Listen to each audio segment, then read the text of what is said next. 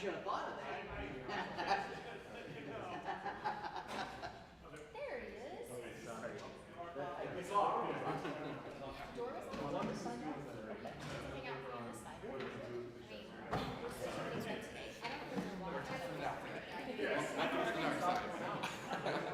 Flashbacks.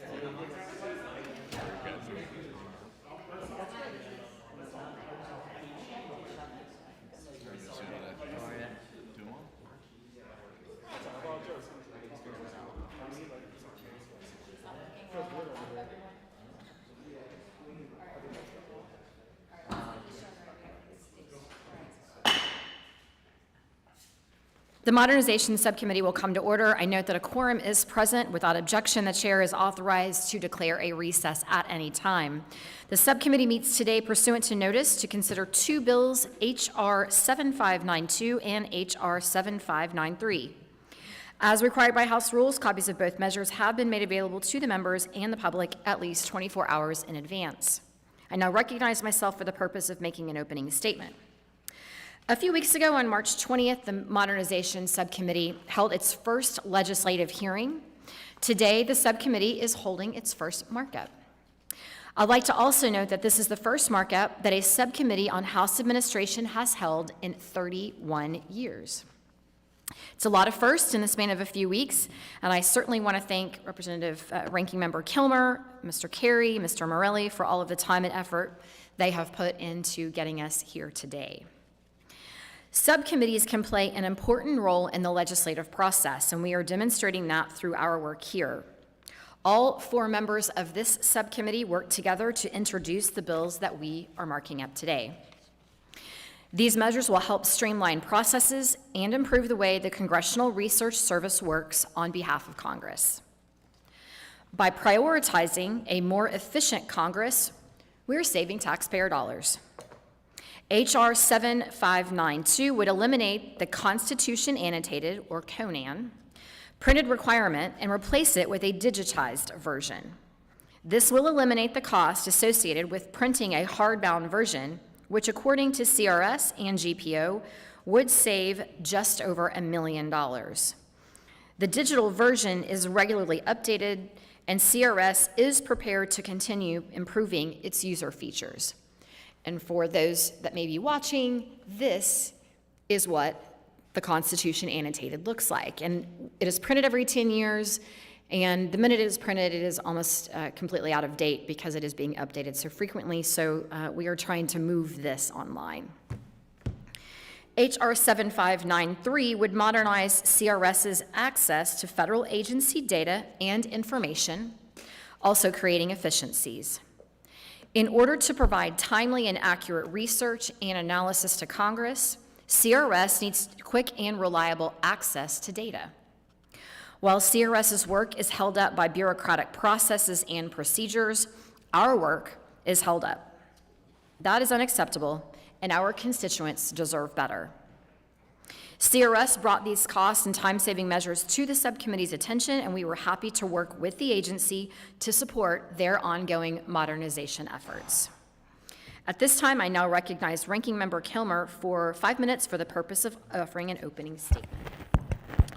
Thank you, Madam Chair, and my colleagues for joining us here for our first Modernization Subcommittee markup. As the Chairwoman mentioned, we haven't had a House Admin Subcommittee markup in over 30 years. I know that we are now tearing it up on C-SPAN 8, the Ocho.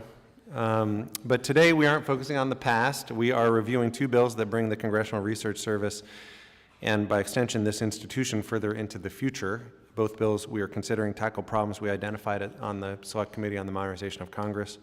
I want to thank everyone on the subcommittee for partnering with Chair Bice and me and for co-sponsoring both bills. As the Chairwoman mentioned, H.R. 7593, the Modernizing the Congressional Research Service's Access to Data Act, speaks to the Select Committee's recommendation that states that congressional support agencies should report on challenges and potential solutions for accessing federal data. CRS statute developed in the 1970s states that federal agencies need to comply with data requests from Congress to serve congressional committees. However, given the lack of explicit statutory reference to personal offices, CRS leadership has indicated that they at times have struggled to access necessary information from federal agencies to execute their mission. CRS should be able to update reports on nationally significant issues proactively and respond to specific member office requests, and their access should be on par with that provided to other ledge branch support agencies like the CBO, for example. As I mentioned before, this subcommittee previously, my team and I utilize CRS regularly. Thankfully, they have not put a restraining order out against my staff for how regularly.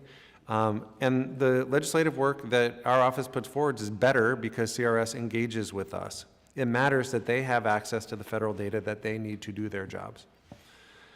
Furthermore, the Select Committee recommended that congressional committees, including this one, should examine support agency authorities and determine if they need to be updated. And in this spirit, CRS brought the Conan issue to our attention. As the chairwoman mentioned, under existing law, the Library of Congress is required to produce terrifically heavy hardbound copies of the Constitution with annotations, which is awesome for Arms Day, if you're looking for a little exercise. Not super for taxpayers, and that's why this bill, if it passes, can save valuable CRS staff capacity as well as nearly $1 million for taxpayers, continuing to ensure that the American people have access to the information that they need. So thanks again to my colleagues, to the subcommittee chairwoman and our subcommittee colleagues. I look forward to moving these bills to modernize CRS forward and to continuing the subcommittee's vital work to improve Congress's ability to serve the American people. And with that, I yield back.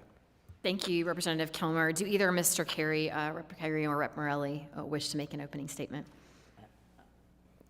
Representative Morelli, you are recognized for 5 minutes. Thank you, Madam for Chair. an opening Not so much an opening statement. Two things that occurred to me. First of all, not one of the two things, but I thought Conan was just that, you had to be Conan the Barbarian to be able to lift this thing, but just two things I want to point out. First of all, these are substantive changes, and they may not set the world on fire, but making substantive positive changes that make the place more efficient, something we should all be interested in.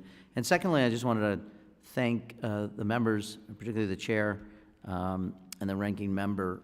This is really the way we ought to be doing things in Congress. Subcommittees meeting, talking about substantive issues, trying to find common ground and common sense solutions to challenges and moving along. So I just wanted to thank you both for your leadership in getting this to the subcommittee and hopefully to the full committee for consideration. I yield back. Thank you, Representative.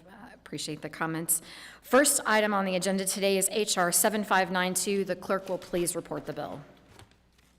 H.R. 7592. Without objection, the first reading of the bill is dispensed with. Also, without objection, the bill shall be considered as read and open to amendment at any point. Do any members seek recognition to offer amendments or speak on the bill?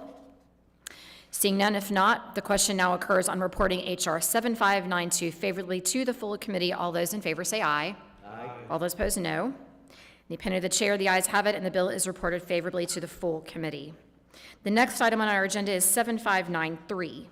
The clerk will please report the bill. H.R. 7593. Without objection, the first reading of the bill is dispensed with. Also, without objection, the bill shall be considered as read and open to amendment at any point. Do any members wish to seek recognition to offer amendments or speak on the bill? Seeing none, the question now occurs on reporting H.R. 7593 favorably to the full committee. All those in favor say aye. Aye. Those opposed, no. In the opinion of the chair, the ayes have it, and the bill is favorably reported to the full committee.